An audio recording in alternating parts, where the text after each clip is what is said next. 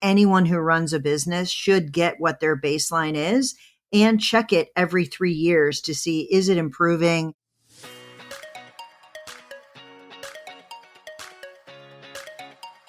Welcome to the Insurance Refocused podcast, where we're highlighting real agent stories and how they are innovating to respond to the changes and challenges happening in the independent insurance industry. My name's Lindsay, and I can't wait to introduce you to my amazing co-host, who just so happens to be my mom, Carey Wallace.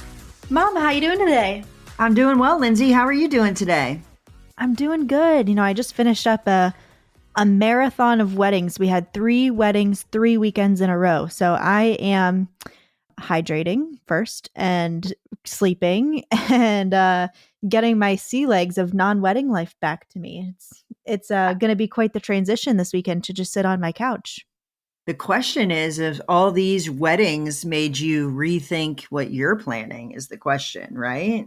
A little, but they were all absolutely beautiful in their own right. So super happy that we got invited to them and got to celebrate some of our friends and see some of our friends we haven't seen since college. It was really fun.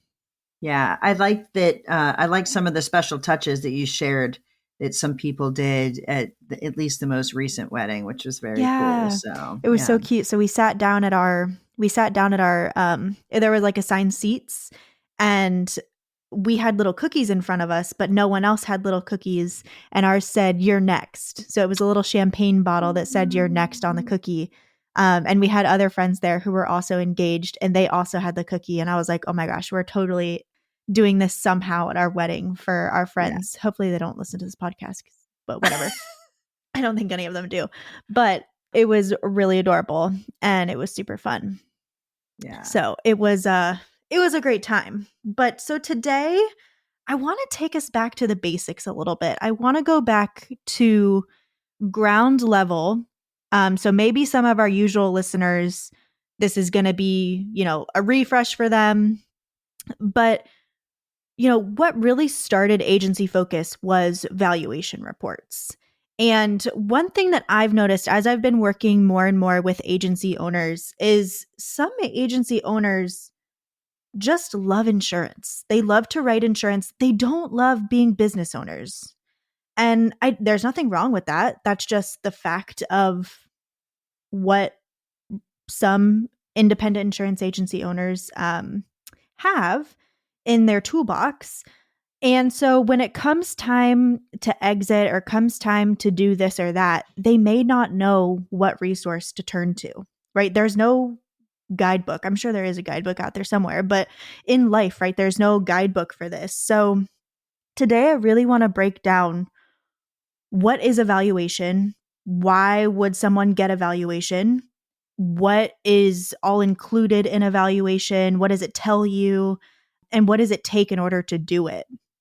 So I really want to dive deep into valuation overall and give our listeners kind of that first level view of it. How does that sound?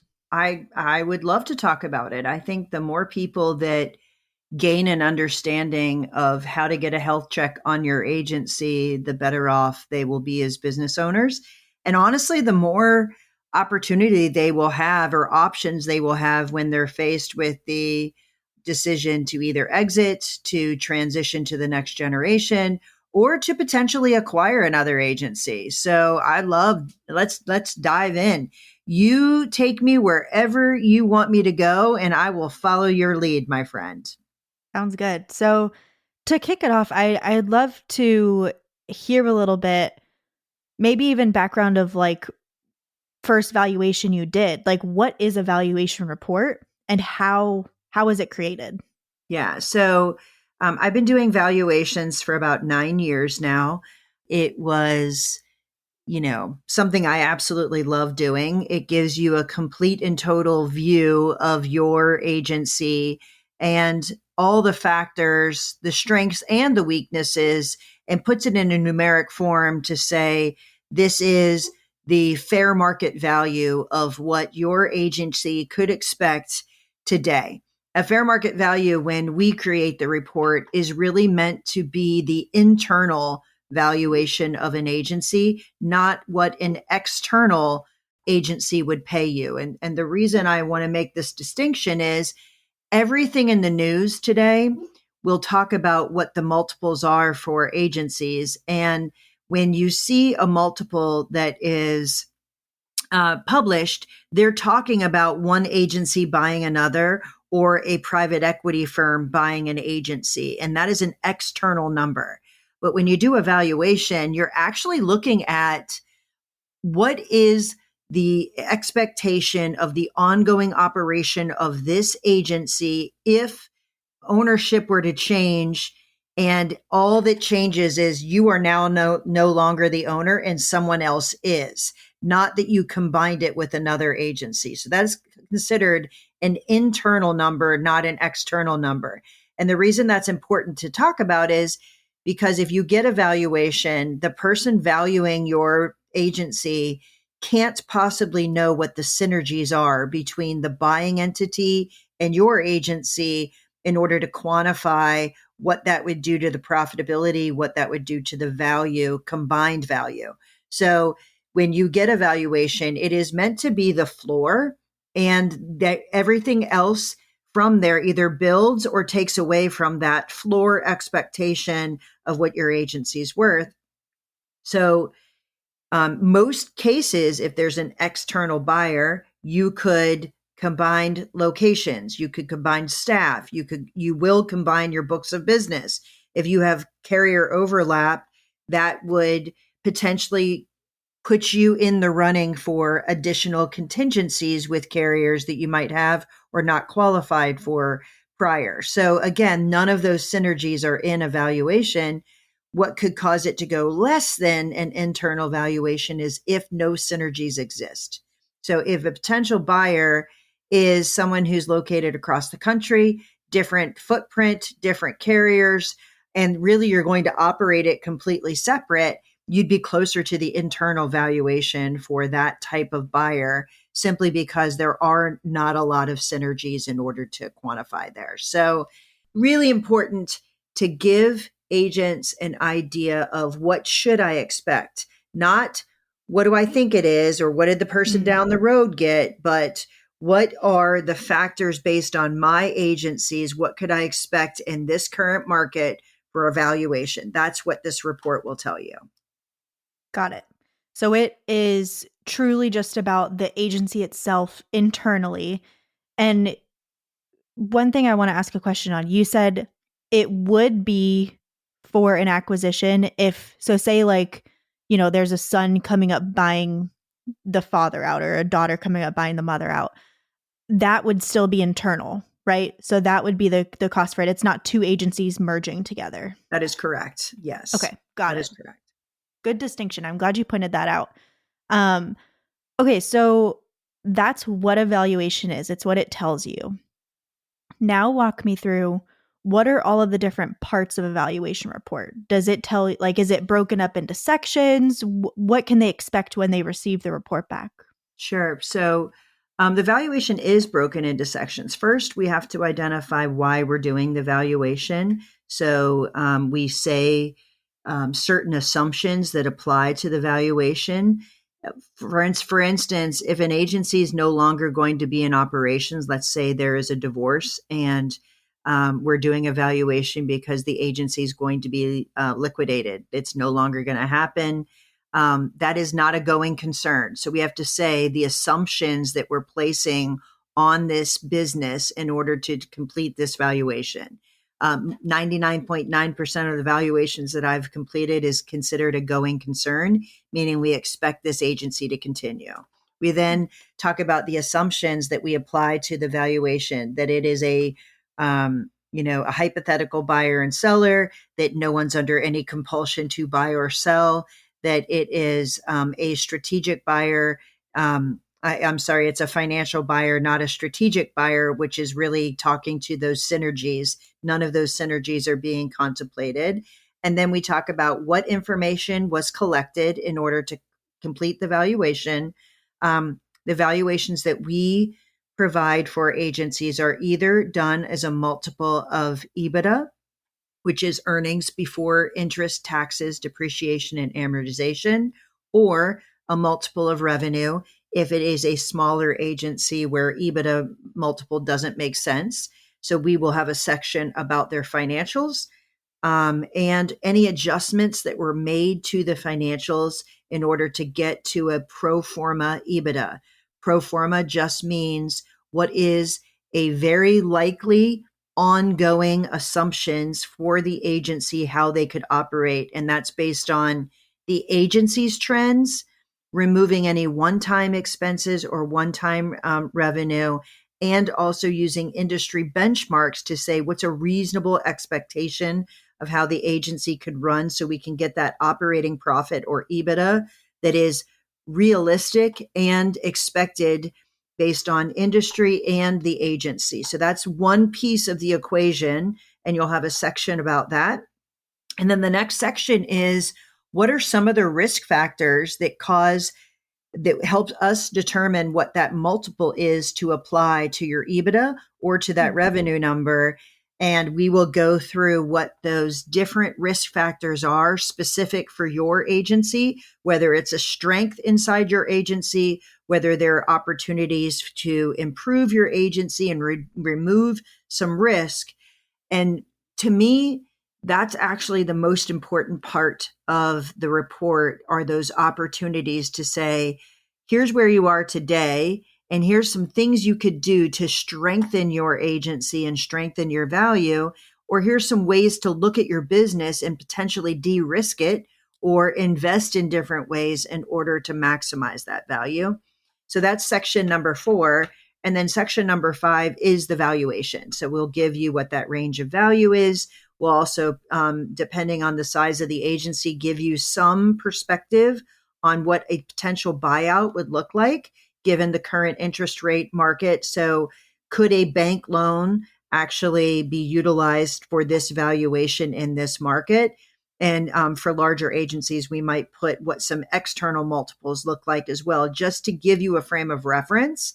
The last part of the report is, some about me, who's the author, how long I've been in the industry, what my credentials are, and a glossary of terms, hopefully to make it as easy as possible for someone to read the report and interpret and be able to go back to it as a resource. It shouldn't be flipped to the number and that's the only thing you read. It's more about the description of the agency and the potential things you could do. And so we try and write it in a way that it's not a lot of financial terms that nobody understands. And if we had to use some of those terms, we put the glossary in there so you can understand what we're talking about. Nice, nice. So it seems like someone would really, for the most part, comes to Agency Focus to get a valuation when they're selling or when there is a transfer of ownership happening. But is there a time, like I know some agencies have it written into their bylaws that they need to get valuations continuously. Yeah. Is that something that you also see a lot, or would you recommend that agencies do that?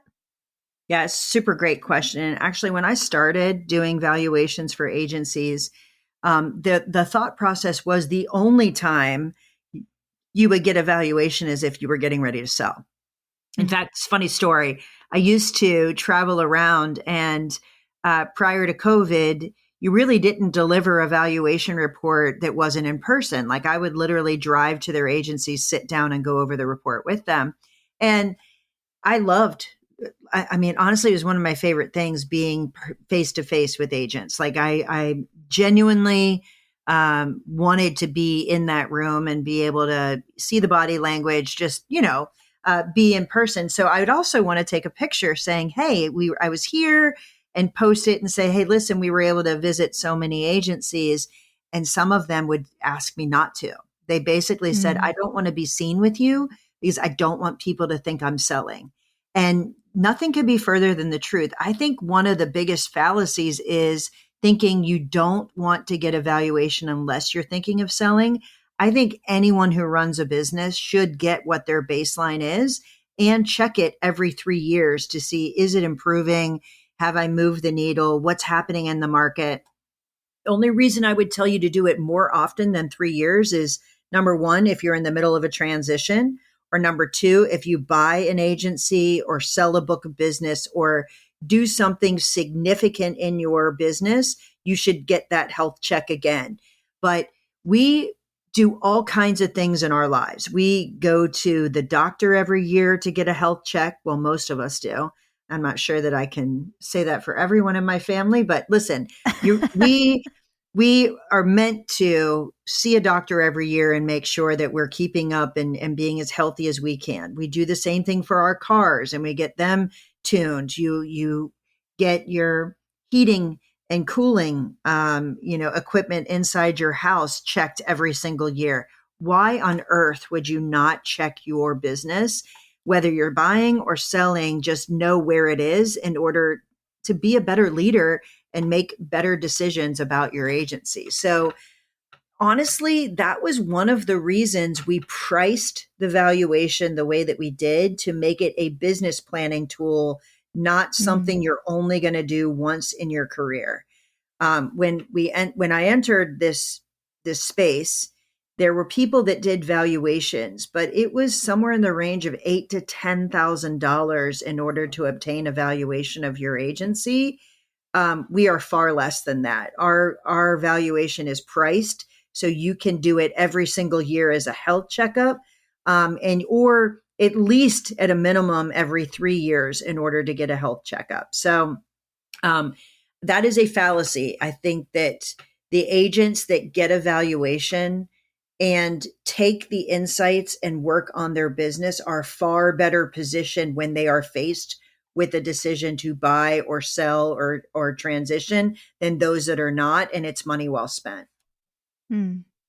So what do agencies do in those middle 3 years? Does it have advice of you should work on this? Yes. Do you recommend that they find an accountability or a mastermind group or something? Are those types of resources in there for them? Or how do they go about making their plan once they have the valuation in hand? It's funny, Lindsay, it's a very personal thing. So if you think about it, an agency, there are common threads for an agency. Number one, your people are your biggest asset and they're also your largest expense. So oftentimes, how you compensate your people can be a key takeaway from evaluation. So it might be, I need to work on my compensation plans, or I need to think about who I'm hiring, the roles that I'm hiring, the capacity on my team in order to get in line with what industry averages are versus where I am. It could also be your growth rate is far greater than any other agency, but your staffing is not. So maybe you might be burning out your agents and not have a clue.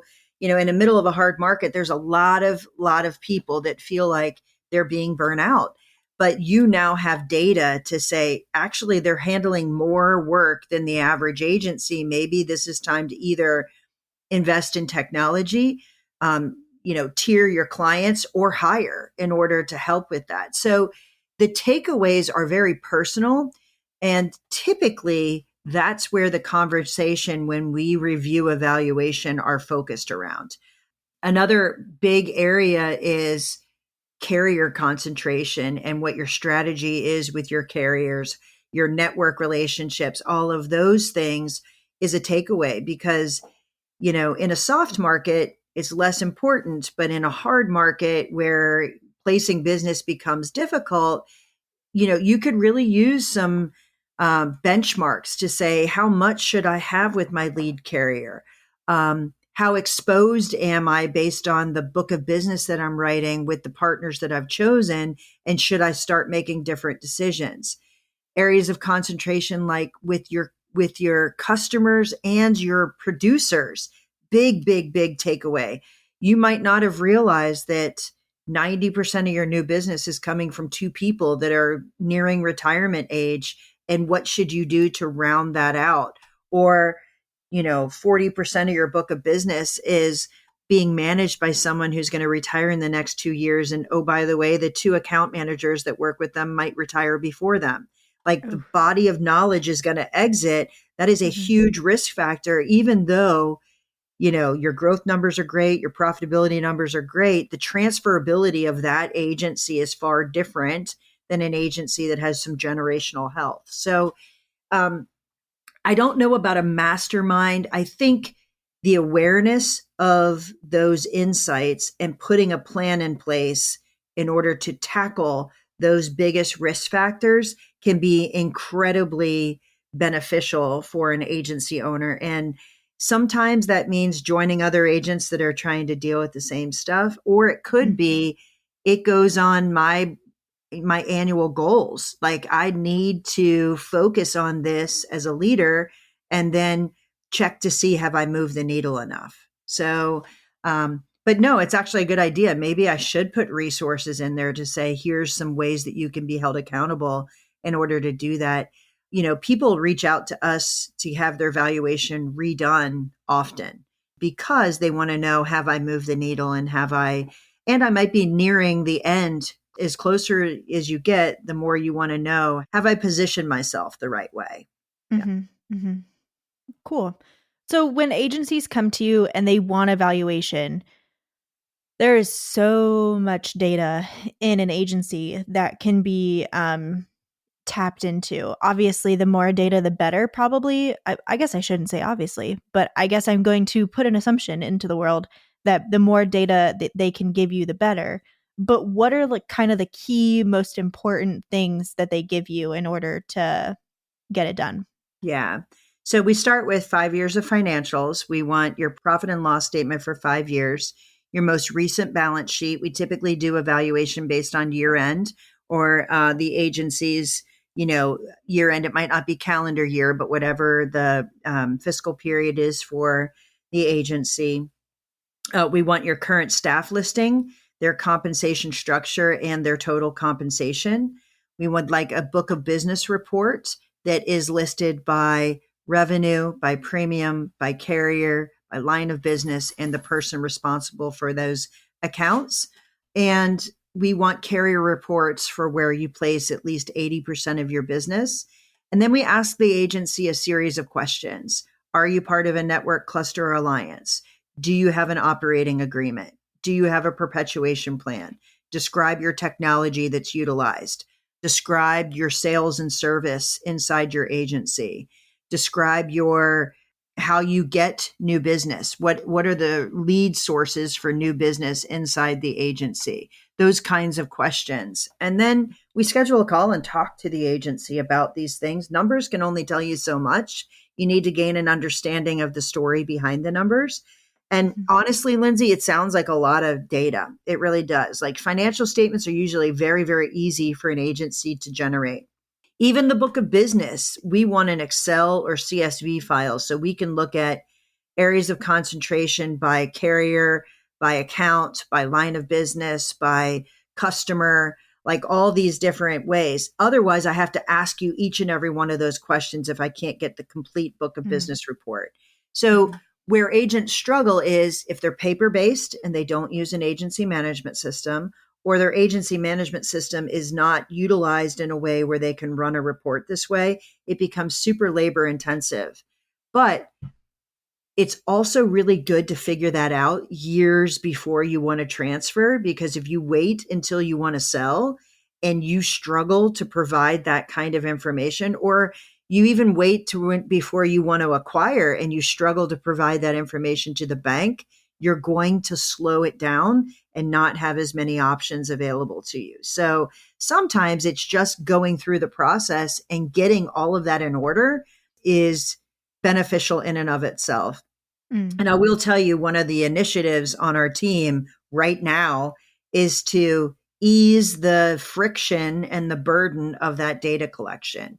Really telling people exactly what report to run inside their AMS system in order to provide that to us, and minimizing the time that it takes for someone to generate this, or allowing us to get on a call and help you do it. So it's less intimidating. That's the time and I think one of the reasons people hesitate to do things like a will or a trust or whatever is they think it's going to be so time consuming. Well, this sounds like a time consuming thing as well. And we're trying to make it as little time as possible for someone to plan for this. So that's really the data that we need. And then typically it takes about 3 weeks once we have your last bit of data to generate the report and schedule a time to go over it with our clients. One of the things I guess I didn't necessarily realize about valuation reports is they're kind of subjective, right? Like if you went to 3 different places and got 3 different valuations, they may all be different based on the different aspects that they look at, the information that you give them. I never really thought of it like that before. I guess I just thought like, here's the value of your agency in a box. Here you go. It's going to be the same from everywhere. Do you have a lot of agencies who get multiple different valuations? When there's a purchase in place, sometimes the seller side and the buyer side will both get their own valuation expert in that process. And I will tell you, if you have someone that's doing the work that understands this industry, they should be in the same range. Where it varies is when someone goes to a local accountant and says, "Hey, value my agency for me." And sadly, the only data that accountant's going to compare to is best practices agencies. And if the agency isn't best practice, Oh, they're going to be completely off. Or they'll apply a multiple that is, for platform agencies that are 5 million or, very, very large to an agency that's 500 in revenue because they don't have any other data and they don't have an understanding of the industry. The last thing they'll do is maybe grossly undervalue it because they're using a valuation method that doesn't work for an independent agent. There are some companies where the value really sits on the balance sheet in inventory. We don't have a tangible product that would be sitting as inventory on our balance sheet. And if you don't understand and you apply the same logic to all kinds of different businesses, you can have a grossly undervalued agency just because someone doesn't understand it. Um, mm, the other part is that goes for just not just valuation, but even accountants that are working with agents that don't understand holding money in trust for carriers. Like you've got to deal with people that understand your business if you want to get good service and good reports about your business. So yeah, there's sometimes that I have someone come and say, this person, a local accountant did a valuation on my agency and I'm disputing it. Can you please interpret this and tell me why they're so vastly different? mm.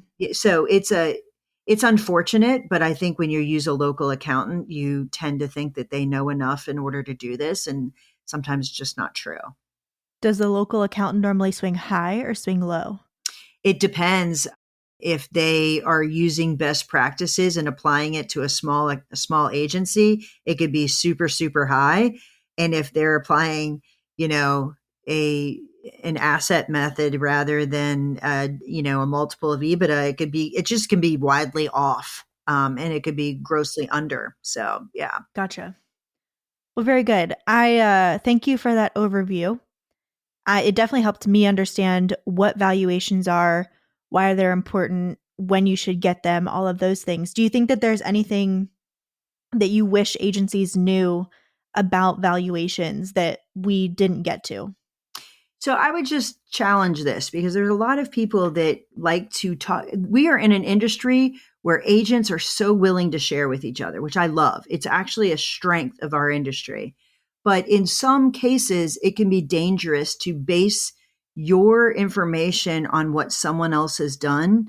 For instance, an agency down the street bought an agency that was roughly 1 million in revenue, and they did it for 2.5 times, assuming that 2.5 times revenue applies to all $1 million agencies is actually super dangerous. And you have to go deeper than one number in order to know what is fair to offer and what is fair to expect for an agency. I'll leave you with the easiest way to think about it. If I could change one thing is that rule of thumb would go away and people would look at agencies for what the strengths and weaknesses are for each agency. But $1 million agency that has No account that makes up more than 2% of the total revenue is very, very low risk from that one factor. Same agency, $1 million agency that has one account that makes up 40% of their book. You would never dream in a million years to pay the same amount or pay in the same structure for those two agencies, given the fact that that one account creates a risk that could be super detrimental for the buyer if that account was lost. Just remember that's one of 27 different risk factors. Take that and multiply it times 27, and that's how varied that an agency's value can be. If your risk factor is positive or negative, your multiple is not reasonable to think that it will be in the same range. So please, please, please take the time to learn so you make good purchases and you also have the right expectation for your own agency. Maybe that needs to be our next solo episode, the 27 different risk factors and breaking them down. I could do it. Well, maybe that'll be our next one. I love that idea. And I think it'd be a good follow-up to this conversation too. So everybody listening, see you next time for 27 risk factors. Thanks for tuning in. Thanks so much for tuning in to the Insurance Refocused podcast. If you enjoyed the episode, please be sure to hit subscribe and leave us a review so you'll never miss us. Want to learn more about how Agency Focus can help you grow your agency? Head to agency-focus.com or email Carey directly at carey@agency-focus.com. If you need to get in touch with me, feel free to shoot me an email at lindsay@agency-focus.com. Thanks so much for tuning in. We'll see you next week.